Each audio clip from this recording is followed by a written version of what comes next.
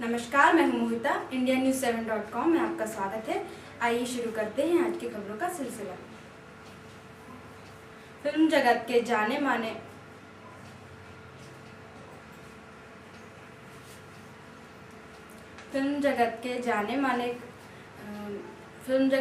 माने कलाकार अमिताभ बच्चन व अभिनेता अमिताभ बच्चन और स्वर्गीय गुरुदत्त को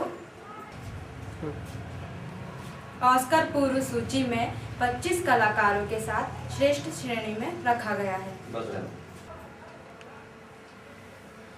देश में बढ़ रही महंगाई को लेकर जहां जनता परेशान है, गरीब तबके में इसको लेकर गंभीर चिंताएं हैं, वहीं अब देश की संसद में भी देश में बढ़ रही महंगाई को लेकर चिंता पर सवाल उठने लगे हैं। विपक्ष के नेताओं ने और विपक्ष के सांसदों ने सरकार को बढ़ रही महंगाई को लेकर संसद में घेर रखा है। प्रधानमंत्री मनमोहन सिंह ने और राष्ट्रपति प्रतिभा देवी पाटिल के अभिभाषण के बाद एक जवाब में कहा है और ये स्वीकार किया है कि देश में उनकी सरकार की आर्थिक नीतियों की कमजोरी के कारण देश में महंगाई बढ़ी है।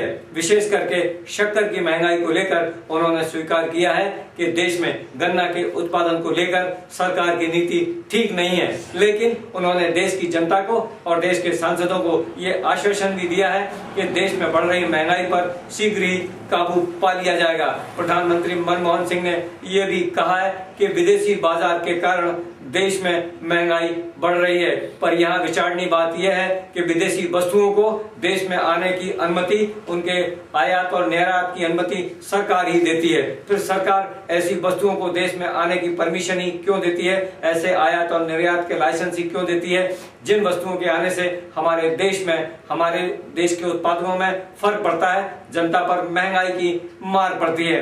देश के प्रधानमंत्री और देश की सरकार का ये दायित्व है कि हमारे देश की जनता को कम से कम कीमतों पर वस्तुओं को उपलब्ध कराए, विशेषकर खाने पीने और रहने की व्यवस्था और आवागमन की व्यवस्था शासन का करने का दायित्व है। देश में बढ़ रही महंगाई को यदि शीघ्र ही सरकार ने कम करने का प्रयास नहीं किया और इस महंगाई में कमी नहीं आई तो आने वाले समय में कांग्रेस सरकार के लिए और कांग्रेस के लिए मुश्किलें खड़ी हो सकती हैं।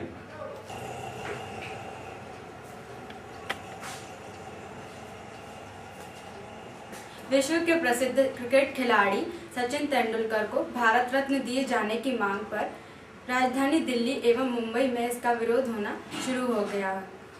प्रसिद्ध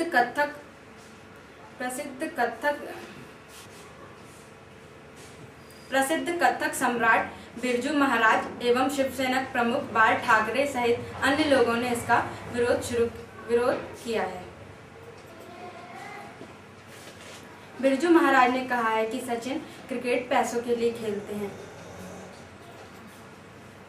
एक एक रन पर उन्हें पैसा मिलता है। अगर वो फ्लॉप रहे तब भी उन्हें पैसा मिलता है और हिट रहे तब भी उन्हें पैसा मिलता है। वहीं बाल ठाकरे का कहना है कि सचिन तो पहले से ही भारत रत्न है, हर भारतीय के दिल में बसते हैं, फिर उन्हें अलग से भारत रत्न देने की क्या आवश्यकता है। अब देखना ये है कि सचिन को भारत रत्न से नवाजा जाता है या नहीं। इन दिनों भारत में संत और साधुओं के ऊपर जैसे काली छाया मंडरा रही है। आए दिन किसी न किसी साधु का सेक्स रैकेट पास हो रहा है तो कहीं किसी संत के कारनामों को मीडिया उजागर कर रहा है और कहीं किसी संत के आश्रम में भगदड़ मच रही है, वहां लोग इस भगदड़ में मारे जा रहे हैं। उत्तर प्रदेश के प्रतापगढ़ में एक दिन पहले संत कृपालु महाराज के आश्रम पर उनकी पत्नी की बरसी के समय इकट्ठा हुए लगभग 10,000 गरीब जनता में भगदड़ मच जाने के कारण अनेक लोगों की मौत हो गई। मरने वालों में लगभग 37 बच्चे और 26 महिलाएं सम्मिलित हैं। इसके अलावा 28 से 35 लोग बुरी तरह से जख्मी हुए हैं, जो चिकित्सालय में इलाज करा रहे हैं। इनके बचने की संभावना कम है। संत कृपालु महाराज के आश्रम में ये भगदड़ उस समय मची जब वहां उपस्थित जनता को भंडारे के बाद कुछ सामग्री वितरित की जा रही थी। इनमें कपड़े और कुछ अन्य वस्तुएं सम्मिलित थीं। इस सामान को प्राप्त करने के लिए जनता में होड़ लग गई, भगदड़ मच गई। प्रशासन की तरफ से कोई समुचित व्यवस्था न होने के कारण ये मामला गड़बड़ हुआ और एक दूसरे के ऊपर लोग गिरने लगे।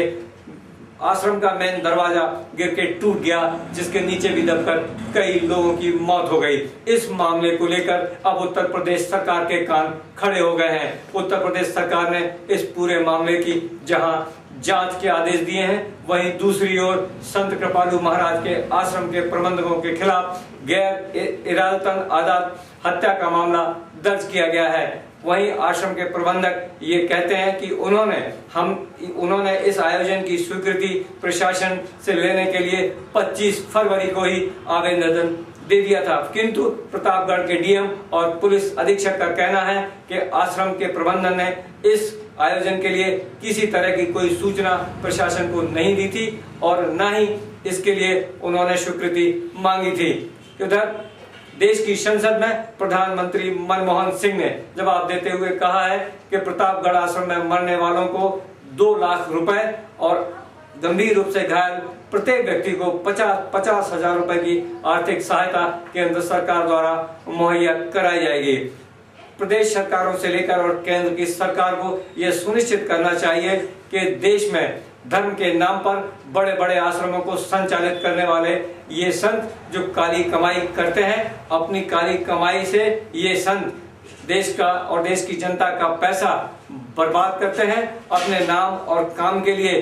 दुनिया में आज संतों के माध्यम से इस देश की जो बर्बादी हो रही है, इसे रोकने का प्रयास सरकार को करना चाहिए। सरकार को साधु संतों की संपत्ति के लिए भी कोई कानून बनाना चाहिए, जिससे इनकी संपत्ति का खुलासा भी आम जनता के सामने हो सके और संतों की इन कालू करतूतों पर जो जनता को बेवकूफ बनाकर कहीं सेक्स रैकेट चलाते हैं, कोई अफीम और गांजे का व्यापार करता है, कोई हथियारों का व्यापार करता है, ऐसे संतों के विरुद्ध कड़ी कार्रवाई करके इन्हें जेलों में डाल देना चाहिए।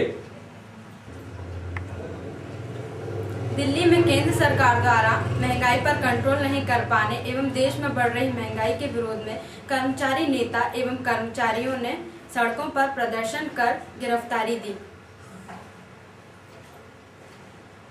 खबरों में बस इतना ही। आप देखते रहिए इंडिया न्यूज़ 7। नमस्कार।